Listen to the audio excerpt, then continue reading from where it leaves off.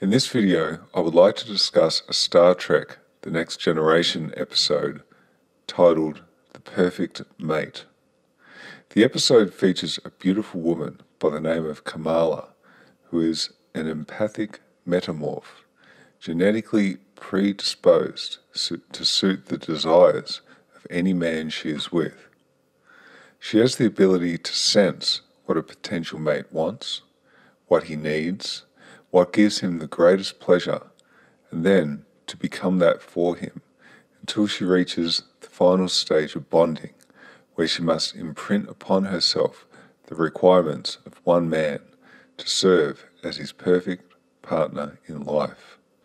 Kamala causes quite a stir around the ship, and wherever she goes, she stirs feelings of affection, adoration, and lust in the hearts of male crew members and visitors. This is due to her being in the final stage of her sexual maturity, where her body produces an unusually high number of pheromones, which are very provocative to members of the opposite sex. Because this is the final stage of her sexual maturation, she must also bond with whoever she wishes to be with for the rest of her life in a very short time. The episode is fascinating to me as Kamala's behaviour is so similar to the behaviour of the beautiful bar girls and ladyboys of Thailand. I've spent quite a lot of time now in red light areas in Pattaya, and I've gotten to know several ladyboys very well. These are people I now class as friends, and in one particular case, almost as a partner. I feel a deep level of desire towards this one ladyboy in particular, whose behaviour is so incredibly similar to Kamala's. Just like Kamala, some of these Thai ladyboys, and genetic women, are able to morph into exactly what I, as a Western man, wants and needs, and in a very short time frame. To be sure, there are differences between me and other Western men, but there are also many similarities. Like all men, I'm driven towards female beauty, and I find the Thai women and ladyboys to be stunningly beautiful.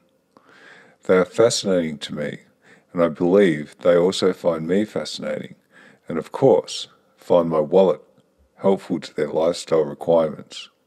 A perfect match.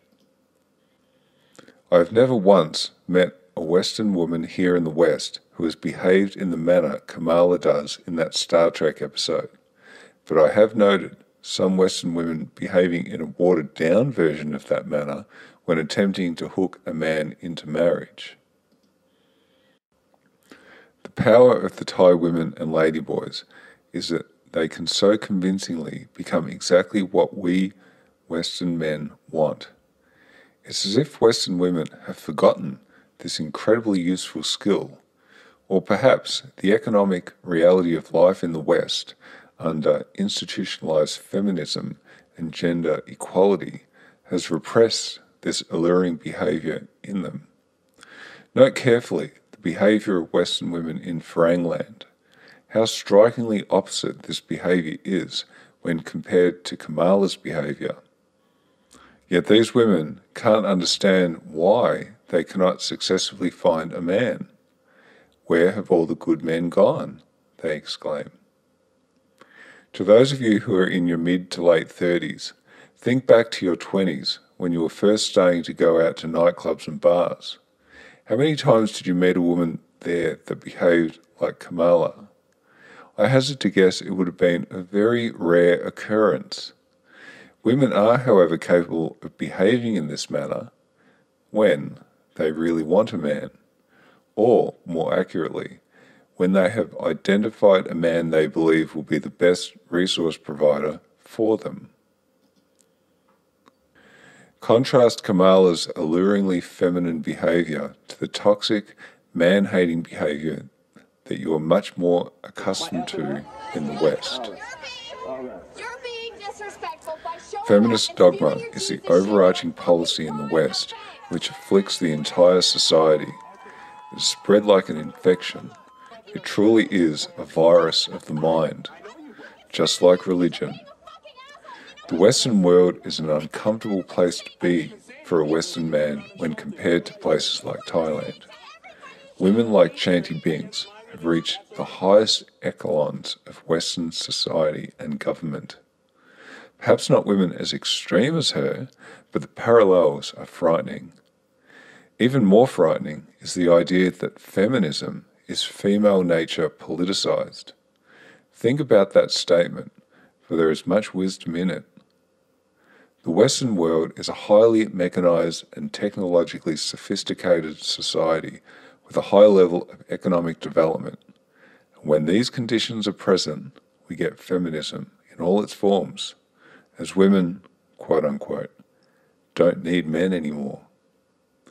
The developing world, however, is less mechanized, and it clearly shows in the behavior of women. It truly is frightening to think, though, that even the women you meet in Thailand, would they be so compliant if the economic conditions were similar to those in the West? There are forces at play in Western society which negatively affect us as men, and sometimes the only thing you can do is to leave the West and go to a different society to experience a different culture where the values of the people are different, or the economic situation keeps women in check and ensures that feminism is less prevalent. Respect, tolerance, taking care of men.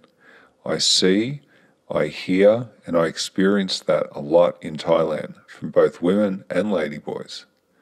Not so much here in the West, though. The forces that shape society shape its participants, and I don't like the dating options I have in the West in comparison to those I have in Thailand. I just don't like how Western society has created such a highly entitled Western woman. Their empowerment has disempowered me. Women marry up, and in a society of equals, my only option as an average man is a below-average woman. Well, I'm sorry, but that is unacceptable to me, and so I'm voting with my feet. Western men who choose poor, uneducated bar girls in Thailand vote with their actions that they don't like the situation on the ground in Western society. The only escape I see is to expat, and with each passing day, I feel more and more inclined to do exactly that. I'm 36 years old now, and it's really just a matter of time before I expat to Thailand. As a participant in the Pattaya nightlife, I represent a member of the younger demographic. Few sex tourists begin before age 40, and most are late 40s to mid-50s, so I got off to an early start when I made that first trip when I was 33 years old. I will leave you with a few thoughts which occurred to me during my last trip to Pattaya.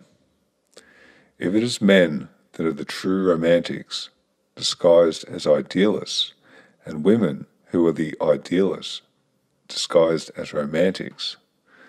So when a man falls in love with a woman, he falls in love with her personhood, not what she can do for him. And when a woman falls in love with a man, she falls in love with the image of him. She falls in love with him as a utility, for what he can do for her. He falls in love with her for who she is. She falls in love with him for what he is. There's a big difference there, and it was my sexual experiences with the ladyboys of Pattaya, Thailand that raised my consciousness to this uncomfortable truth of female nature. When a man and a ladyboy fall in love, they both fall in love with each other's personhood. A man sees the physical beauty of a ladyboy and is stunned to discover that just like him, she is a romantic at heart, which is very different to when a man sees the beauty of a genetic woman, falls in love with her, but then finds out that she is really an idealist at heart. I would like each of you who have an interest in Thailand to watch the Star Trek episode, The Perfect Mate, and let me know your thoughts.